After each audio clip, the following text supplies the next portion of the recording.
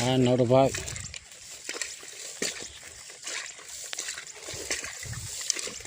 ဗီဝကလည်းတက်ပြတ်သွားဗီဝကတခါတည်းလို့မပြီးဘူး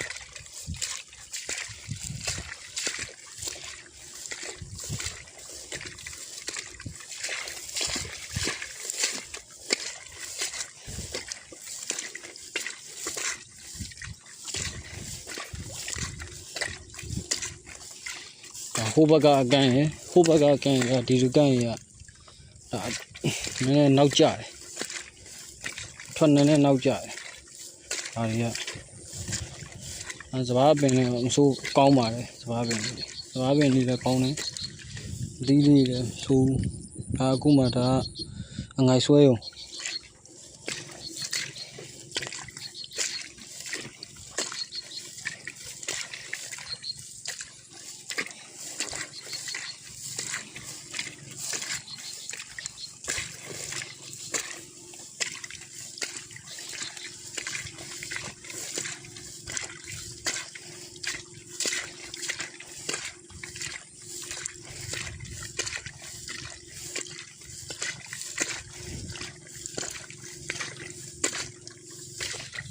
ဒါလည်းကုန်းမျိုးပဲဒါကုန်းမျိုးကဒါ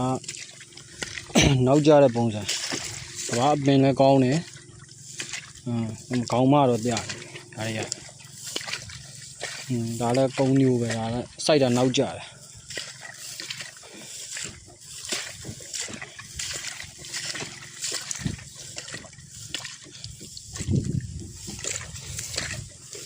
ဒါလည်းကုန်းမျိုးပဲ